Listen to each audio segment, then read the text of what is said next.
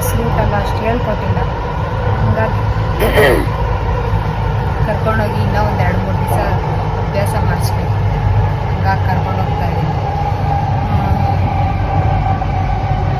Metro Saturday Sunday heavy traffic ಇರುತ್ತೆ. ನನಗೆ ಯಾವಾಗ್ಲೂ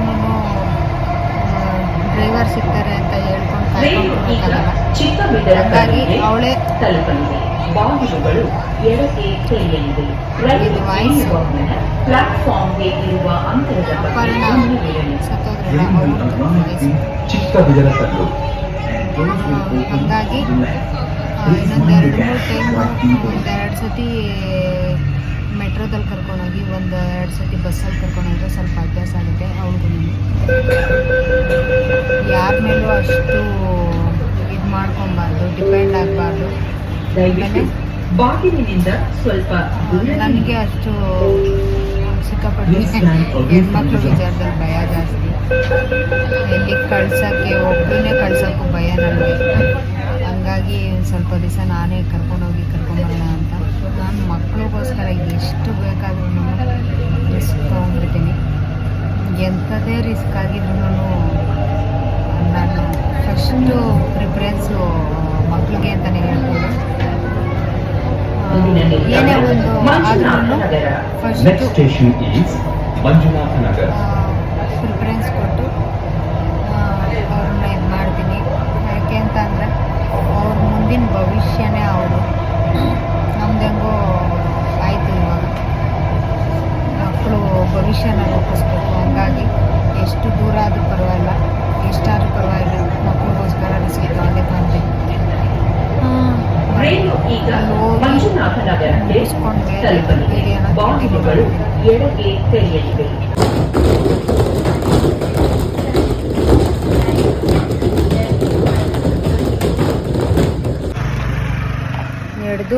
ನಡೆದು ನಮಗಂತೂ ಸಾಕಾಯಿತು.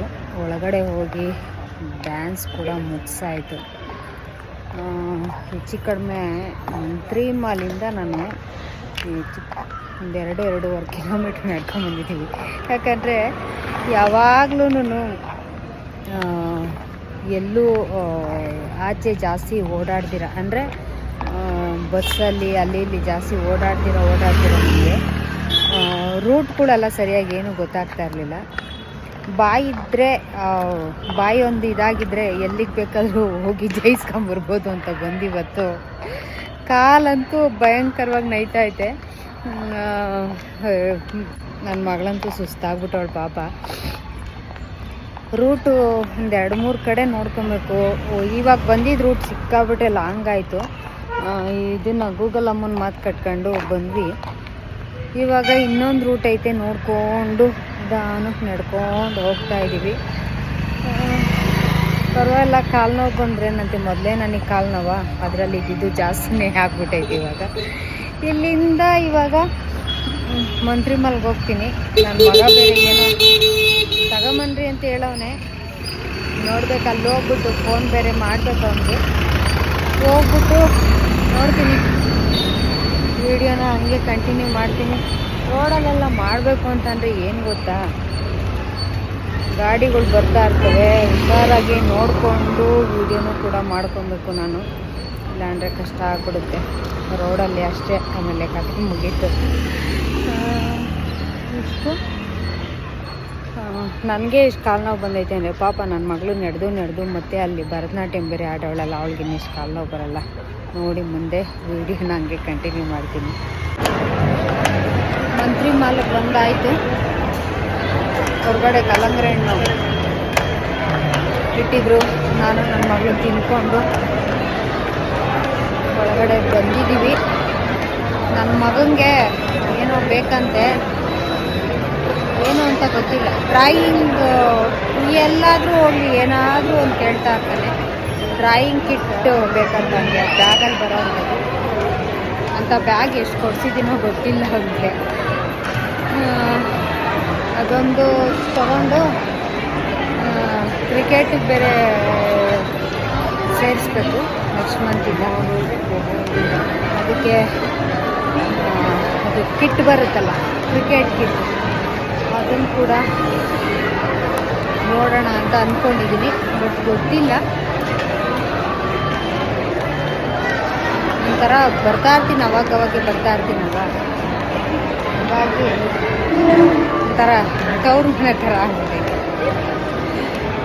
ಇವೆಲ್ಲ ಒಂದೊಂದು ಪರವಾಗಿಲ್ಲ ರೇಟ್ಗಳು, ಬಟ್ ಒಂದೊಂದು ಸಿಕ್ಕಾಪಟ್ಟೆ ಕಾಸ್ಟ್ಲಿ ಅನಿಸುತ್ತೆ. ಎಷ್ಟಾದರೆ ತೊಗೊತೀನಿ, ಇಲ್ಲ ಅಂದರೆ ಇಲ್ಲ. ನೋಡೋಣ, ಇಲ್ಲೇ ಐತಲ್ಲ ಕಾಫಿ ಕುಡಿದ್ಯಾ? ಇಲ್ಲಿ ಕೂಡ ಮಂತ್ರಿಮಲಲ್ಲಿ ಯಾವುದೋ ಒಂದು ಅಡ್ವರ್ಟೈಸ್ಮೆಂಟ್ ಅಂತ ಅನ್ಕೊತೀನಿ, ಯಾವುದೋ ಡ್ರಿಂಕ್ಸ್ ತಿರಬೇಕು, ಇದನ್ನು ಕೂಡ ಮಾಡ್ತಾಯಿದ್ರು, ಅಡ್ವರ್ಟೈಸ್ಮೆಂಟ್ ಕೂಡ ಕೊಡ್ತಾಯಿದ್ರು. ಹಾಗೆ ಇಲ್ಲಿ ಮುಗಿಸ್ಕೊಂಡು ನಾನು ನನ್ನ ಮಗ ಬೇರೆ ಏನೋ ಹೇಳಿದ್ದ ಅಂತ ತಗೊಂಡು ಬೇಗ ನಾನು ಮನೆಗೆ ಕೂಡ ಬರಬೇಕಾಯಿತು. ಹಾಗೆ ಕಾಲು ಬೇರೆ ತುಂಬ ನೋವಾಗ್ಬಿಟ್ಟಿತ್ತು ನನಗಂತೂ. ಮನೆಗೆ ಹೋಗಿ ರೆಸ್ಟ್ ಮಾಡಿದ್ರೆ ಸಾಕಪ್ಪ ಅಂತ ಅನಿಸಿತ್ತು. ಮಕ್ಳಿಗೋಸ್ಕರ ಆದರೂ ಇಷ್ಟೆಲ್ಲ ರಿಸ್ಕ್ ತೊಗೊಳ್ಲೇಬೇಕು ಅಂತ ನಾವು ಕೂಡ ಮೆಟ್ರೋ ಹತ್ಕೊಂಡು ಅಲ್ಲಿಂದ ಆಟೋ ಮಾಡಿಕೊಂಡು ಮನೆ ಕಡೆ ಬಂದಿದ್ದಾಯಿತು. ಖಂಡಿತವಾಗ್ಲೂ ನಿಮ್ಗೆ ಈ ವಿಡಿಯೋ ಇಷ್ಟ ಆದರೆ ಲೈಕ್ ಮಾಡಿ, ಶೇರ್ ಮಾಡಿ, ಹಾಗೆ ಹೊಸದಾಗಿ ನೋಡ್ತಾರೆ ಸಬ್ಸ್ಕ್ರೈಬ್ ಮಾಡ್ಕೊಳ್ಳಿ. Thank you.